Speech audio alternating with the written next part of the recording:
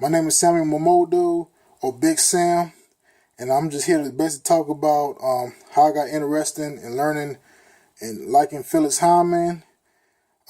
Basically, when Phyllis Hyman died back in 1995, I was about 3 years old when she passed away, which now I'm 25 years old. I didn't know who Phyllis Hyman really was until I was about 16 years old. When one day I just went on the internet and I just went to this one webpage about African American musician who passed away with a little fanfare or popularity, and I just found her biography, basically with pictures from How God Is a Love album. And when I read her bio and stuff, and then when I read in the end it said she committed suicide, I said, man, how did this beautiful lady decide to end her life like that, which was indeed tragic. So that's what made me more interested to start research and learn more about her. Of course, I watch YouTube videos and listen to her music and her interviews.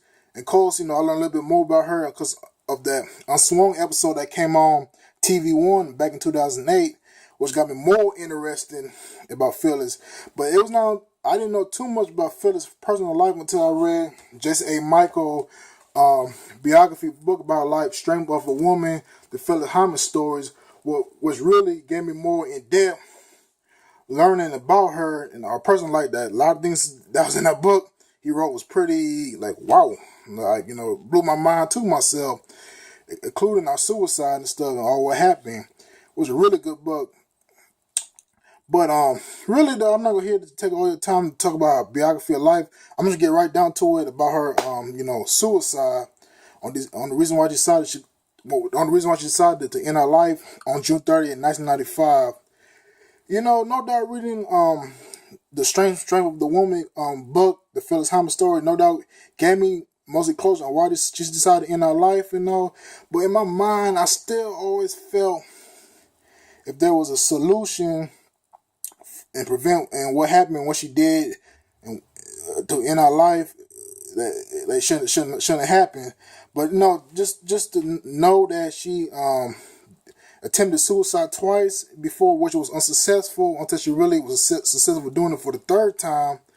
And along with her knowing that she suffered from bipolar disorder and depression, was the answer about what could prevent it for her in her life.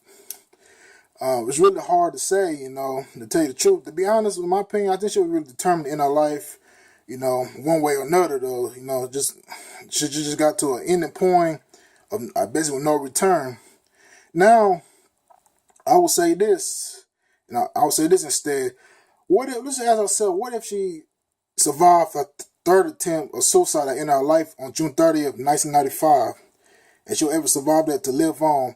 To be honest with you, I think it still have been more suicide attempts that among Phyllis, just to be honest, because I think she would have been too unhappy to be around, especially how her career was going and all the stuff that was going on in her life.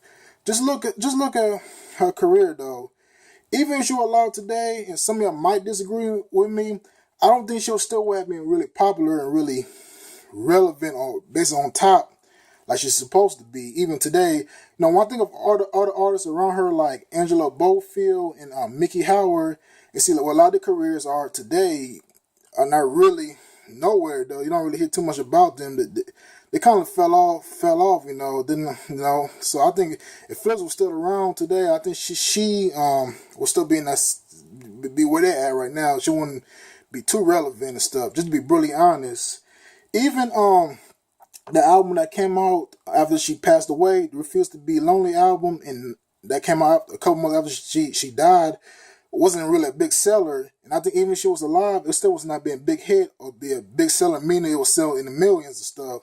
So no doubt, I think if Phyllis had survived a suicide, which was the third time, I think it would still have been more suicide attempts because she would have been too unhappy to be around here still.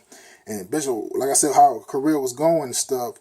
So, like I said, man, I still feel like it was some solutions to prevent for what she did. I know a lot of people around her try to get her help, with a bipolar disorder and rehab, which didn't work out. But if you think of Phyllis, though, I think Phyllis was determined to end her life, though, one way or another. She just was too unhappy to stick around and, She just wanted to go, pretty much. Just like, you know, suicide note said, I'm tired. She basically was just tired.